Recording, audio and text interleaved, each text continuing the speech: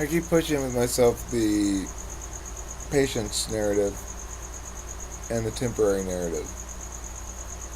I still find myself,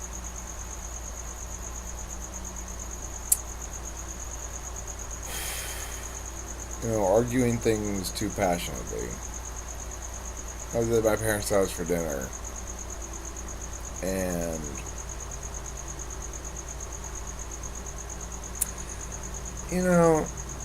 it's a lot of sort of like, well, how are things going? Are they developing, or are you like? There's a lot of fear, on their part, which is understandable but frustrating. So they view it as a lack of faith.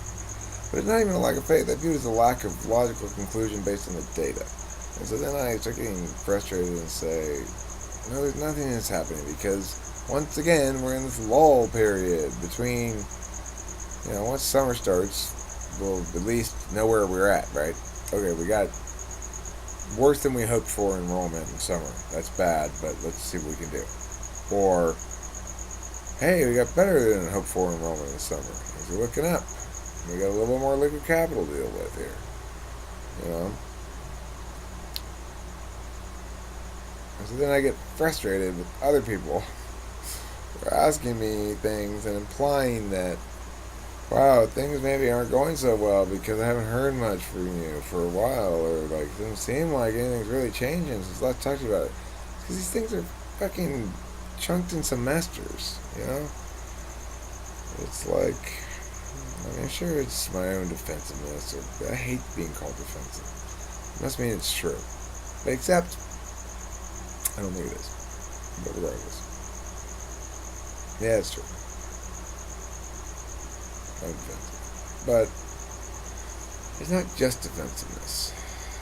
It's also a need to dictate the narrative, which is maybe or maybe not unhealthy, but in certain contexts I have a practical need to dictate the narrative. I need to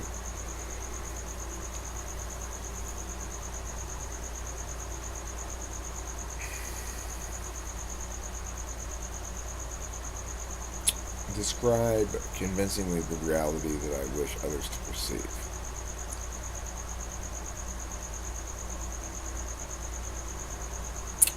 And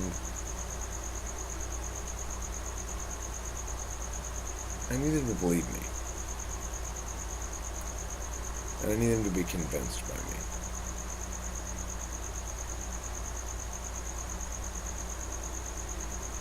Here's the weird thing. It's actually one of the hardest things in life to possibly do, is to change someone's mind, or to convince them of a position that is in contrast with their established positions without hiding the link, I guess. You can always pretend like they're not related, and people tend to go along with that just fine, but yeah. So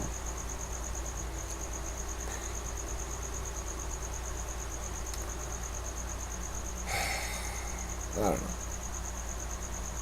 What are you gonna do, right?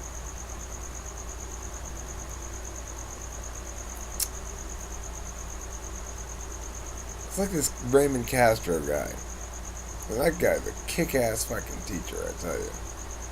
I'm impressed, LAUSD. You got yourself a good one there. As an administrator, I have had administrative experience, yes. I am a school administrator, so I know things. Regardless of that, I do know I can recognize good teachers. And that guy's fucking top notch, man. He's got those kids like, boom. Impressive. And tons of work up all over the place, too. Looks good. But that's the thing about, elementary school education. I wish the other teachers would watch and understand, like this guy's watching and understanding, because he's taking notes and shit, and like,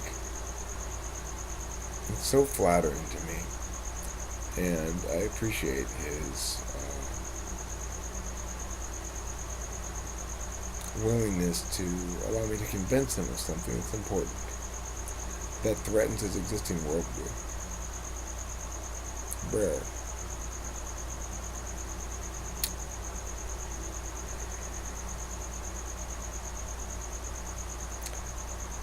Anyway, I don't know what happened there. Wow, I didn't know that was going to happen at all. I'm normally pretty clinical about this thing. It shows you how rare it is.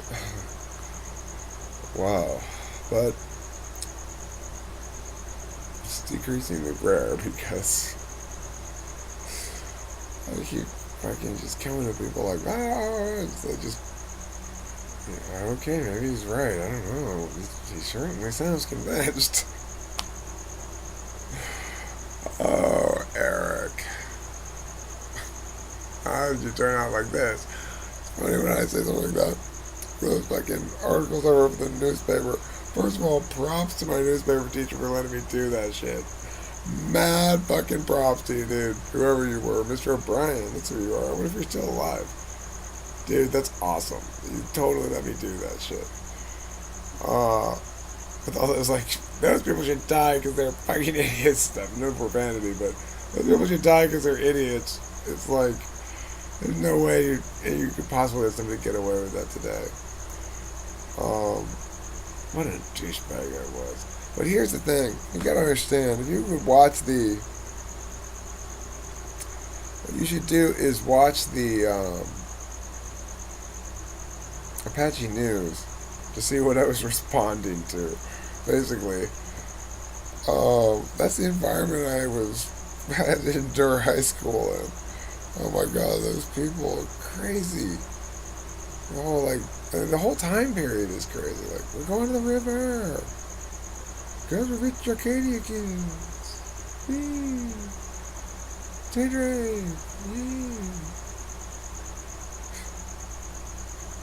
It was like the last gasp of like 50s awfulness, but just defiled further by 1988, 89.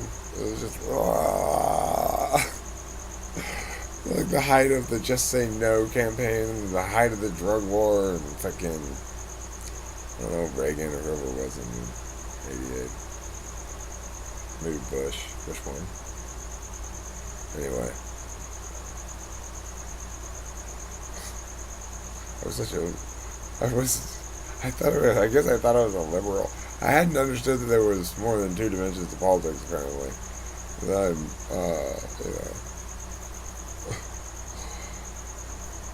making very angry poems about conservatives being awful people.